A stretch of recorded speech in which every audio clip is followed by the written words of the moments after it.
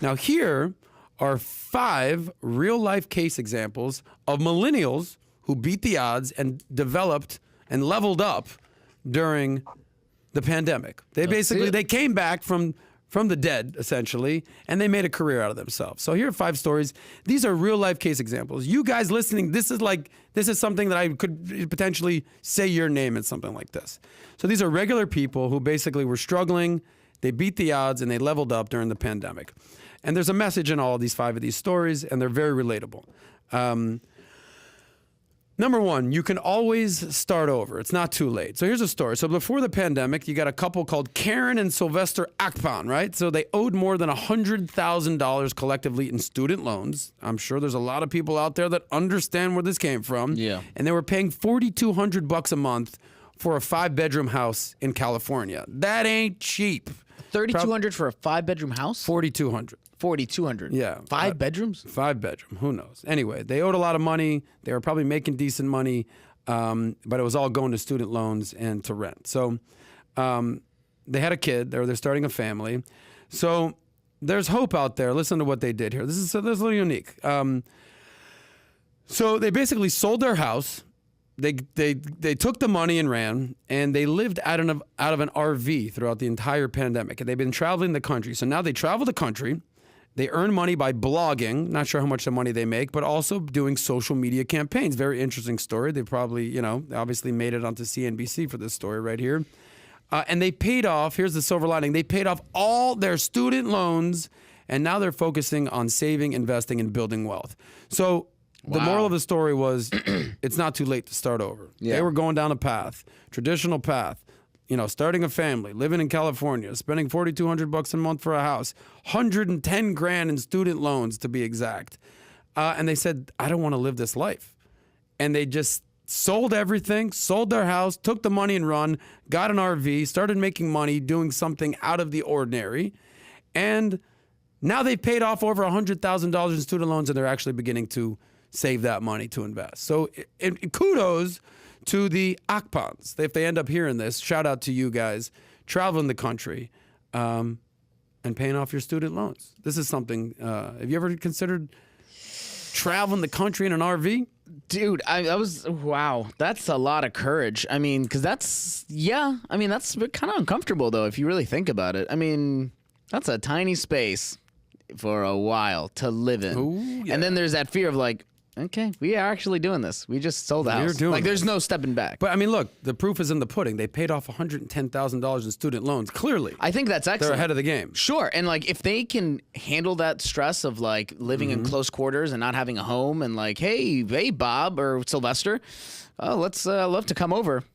Yeah, I live in an RV now. Well, I'll just drive over to your house and hang out at your house. Yeah. So great for them, dude. More power to them. I don't think a lot of people would be able to do that, and they seem very happy. Look at those beaming smiles right there. There they go. That's awesome. That's awesome for them, dude. A lot of people could not do that. Just sell their home. I mean, how about this? Flip it.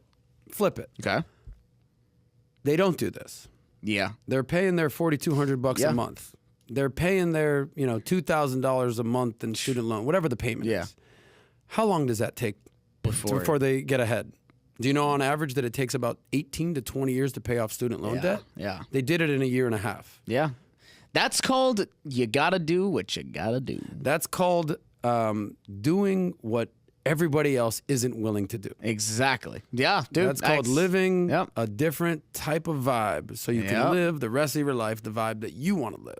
Dude, that's exactly it. Respect to the Akpans. Respect to the Akpans. Anyway, number 2 of these 5 case examples of real life people doing extraordinary things is have a plan B. That's number 2. So a lady called Destiny Adams, she works for the state of Michigan as a child welfare specialist. She was earning 60 G's a year.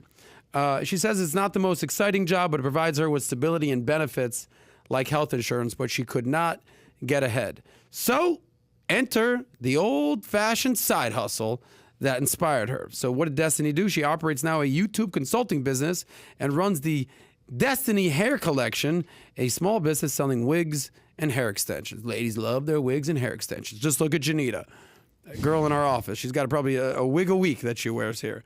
So now Destiny's doing that. She basically says the additional income stream provides peace of mind and allows her to live the type of life that she wants. It's, usually 9 to 5, that's 40 hours a week. You're making 60 grand. Kudos to you. You start a side hustle.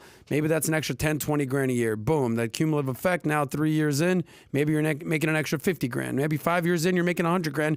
You quit your job. You focus on that full time. The side hustle becomes the full-time job. That's how it is. That's just basic math. So basically what I'm saying is plan B is pretty helpful in the workforce and also in the bedroom. Anyway, so that's destiny. Have a plan B. If you were going to start a side hustle, David, I know you're a great musician. Have you ever thought about what side hustle you would start? For the record, this right here is my side hustle. Yeah. I worked in finance, insurance sales for 15 years.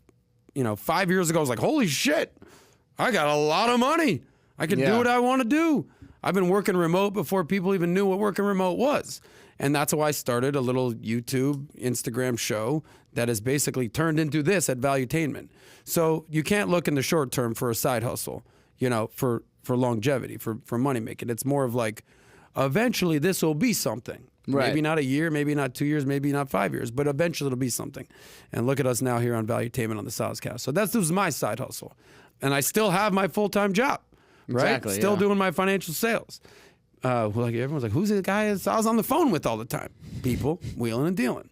David, to you, what's your side hustle? If you were going to have a side hustle. I mean, man, I don't know. I mean, I like writing content. I like doing this. I think if I have, like our boy Marcelo, who helps write for the Soscast. Shout out He to has Marcelo. a lot of different little clients and side hustles he does. He's got a puzzle galore. Yeah, exactly. So doing something like that where, you stick with the talent and you help them write, I think Okay, so you've thought about this. Yeah, yeah, absolutely. Well, listen, don't quit your day job. Stay here for a little while, buddy. We need you. But, have a plan B. No, absolutely. I mean, a side hustle, yeah. Number 3, in the cases of the ordinary people flipping the script and leveling up, number 3 is you could always reinvent yourself. Here's a story of 38-year-old J.D. Wilson, who was still learning how to budget. Imagine if he learned that when he was in his 20s. He'd be a billionaire like David. Amen. So this guy, J.D. Wilson, he shut down his events company during COVID. He sold off most of his stuff, and he moved from New Jersey, where Gerard's from, to Hawaii to teach third grade. Ooh. Full disclosure, I taught second grade, my last job before starting my financial job. Rewarding, amazing, awesome, loved it. But would never work for that kind of pay again in my life. Anyway, Hawaii is definitely more expensive than New Jersey, but not by much.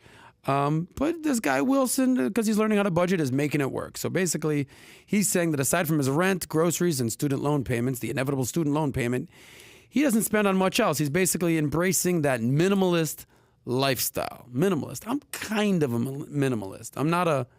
I'm definitely the oldest millennial, and I'm definitely kind of a minimalist. I could afford a Rolex. I don't buy one. I could afford a car. I Uber everywhere. You got to do things different, like our friends, the Akrans, that go around in an RV. So this guy's got his minimalist lifestyle going on right there. But basically, he loves his new community in Hawaii, this guy's story, and he's basically figured out what he wants for the rest of his life. Basically, the goal is this: you can't be afraid to switch it up. You might be someone watching this in New Jersey, hating your job, not sure what's going on. Next thing you know, you're living in Hawaii, having some fun in the sun, doing luau's with hot chicks. It's just like that. Just like that. It changed. You're teaching third grade. Next thing you know, you beat a kindergartner teacher. The two of you are raising 2 little tykes living around in Hawaii. Good for you guys. Man, invite me to the wedding. Boom. There it is. Blink of an eye. Blink of an eye. Number 4, we talk about here is you need to invest in yourself. The best investment you could ever make in your life is in yourself, David. You know this. So there's a story about when COVID hit New York City in March of 2020, when this godforsaken pandemic that never ceases to end began. Emma Sadler, she lost her job as a restaurant manager, and she said, I'm getting out of the industry completely. So she invested in herself. She decided to take a 3-month user experience boot camp course that cost her 12 G's. Talk about an investment in yourself. Oh, my God. Right? So she had saved up some money. She was probably collecting unemployment, wink, wink, collecting stimulus checks, another wink, wink. And she invested that 12 grand rather than into Gucci or Louis purses or traveling. She invested into a course, a 3-month user experience bootcamp course that basically helped her secure a job in a totally different field. Now she earns 60 grand a year as a designer with the potential to take home 6 figures as she moves up the proverbial corporate ladder. So you, David, Me. are your best investment. Oh, absolutely. You're your best Yeah. investment. I know that you spend a lot of money grooming your mustache. It's a big deal for you, that mustache. You've got gels, you've got creams, you've got lotions. Oils, you all invest sorts of things. in yourself. Yeah. It's a big deal. Yeah. Yeah. I'm actually 85 years old. I invest a lot in skin creams and regimens Boom. to make me look younger. But, Look at that. you know, we'll do what we can do. I see Lewis Alpha here going ham in the comments section. Good for Always you, does, buddy. Yeah. And last but not least, number 5, and this is a very ironic on a money show, Soscast, save that money. All we talk is money. But number 5 is money isn't everything. What? Yeah. So this dude, Jason Lee, believed that earning 6 figures would prove that he was a success. This was something that he had ingrained into his mentality from a young child. You make 6 figures, you're a success. But basically, he graduated college, got a consulting gig that paid him 100 grand. And you know what, David? He hated it. And he hated his life. But he loved the 100 All grand. that. He loved the 100 grand, but he hated his job. So he leaves the consulting gig and he launches a non-profit with his brother. All right, you're working with your brother, but you know what they say about non-profits. They don't make a You profit. don't make a profit. That's the problem. But now he makes decent money. I don't know what decent is, but not 6 figures anymore. But he says the fulfillment he finds in his work is well worth the pay cut. I get that. You know, they say, love what you do. You'll never work a day in your life. All right? Yeah. Hate what you do. You're going to hate your life. Yeah. Okay? So if it's just for the money, it's probably not going to last too long, right? So you ever worked at a job, you're just like, dude, I can't freaking do this anymore. Yeah, I'm absolutely. miserable here. No matter what, if the money was good or bad, whatever, you just can't do it anymore. Right. But, yeah. I also think it's what you make of it. Like, for instance, life settlements wasn't something you love to do. Zero clue, but there's parts of my business I like. I like negotiating. Right. I like dealing with people. I like networking. I like salesmanship. But exactly. I So like, these are... and I like providing value to the customer. The reason that I'm successful in my business is I'm on a referral-based business. You would not believe how many people call me up and they're like, hey, Adam, this is Bill McGee. I got your number from a friend of my financial advisor, Joe Sally. He says that you're the best. I'm like, he's lying to you, buddy. But it's constant referrals. And I like that. I like that part of the business, and I like the money that I make, sure. Yeah. But if I hated talking with people and interacting with Yeah. people and doing deals, I would have left the business a long time ago. It's not like I wake up every day and be like, I love life insurance, but it's a means to an end. Yeah, but in a sense, it's like you applied yourself to this and Yes. you got good at it and you started liking it. Yes. Because your give a shit level was pretty The high. give a shit level. Theme of the Soscast. but give a shit level. if you, for some reason, just didn't give a shit about it, Clearly. but you're good at all, Yes. it's like you're never going to get to that point of liking it if you don't Yeah. give a shit about it. Sometimes Well, it's you have the to risk try. and reward. The risk and reward. Yeah. The reward is actually make very good money. Yeah. You know, the risk is, the annoying stuff is I did do cold calling for years and grind and sales and dealing with annoying people that I don't want to talk to or whatever, but it's worth it. Yeah. I mean, Sometimes you have to just push through the suck. Like Yes. Gerard says, embrace the suck for a little bit, it gets better. kind of the whole point. Yeah. Right? Yeah, So, exactly. So, yeah. What's the point here of this episode? Here are 5 people, everyday people. We just talked about Jeff Bezos and Pitbull and Drake and Meek Mill and my girl Dua Lipa, and we flipped it. Now we're talking about 5 normal people who are basically reinventing their life and changing what they were doing. You're unhappy. You got 100 grand of student debt to pay. You're living in an RV. Good for you, the Akbans. You're not happy with your job or you're not feeling fulfilled, boom, you start a YouTube consulting business. Side hustle. You're not happy in New Jersey, you move to frickin' Hawaii, you're teaching elementary school. Good for you. Now you're hanging out with the kids. You want to, you lose your job, you invest 12 grand that you get from the government or you had saved up, whatever, boom, now you got a new career. Or if you're making money and you're miserable, you work in a career that you actually love and you're fulfilled even if you're making less. Yeah. But these are 5 people, everyday people, that flip the script. I love the phrase flip the script. Yeah. It's because it's like you're going a certain direction. You're not happy with it. Flip that script. Flip that script, bro. Flip that script. But you got to have the courage to flip that Yeah. script. A lot of people are just, They're scared to flip it. Yeah, they're like, you know what? I can't move out of my house and move into an RV. What am I, crazy? Flip It's the risk script, reward, bro. It's risk reward. leap of We have a faith. friend here, and I told him, "Hey, man, you got to flip the script." There's a Who is it? Say his- certain person who's in the corner office over there, corner okay. office, you know, and he was kind of friends in a friend zone situation with a lady. Okay. And I was like, "Look, bruh, you're like one date away from getting friend zoned completely. Never a good situation. Yeah. You know what you got to do? You got to flip that s- script." Flip that script. There's a studio Flip audience. that script. And I flipped over the table right now, and he flipped the script. He told her, "Look, here's how I feel. Here's what I want to do." He went in for a kiss, whatever. Oh. She kissed him back. Bingo, bango. Now they're dating 6 months.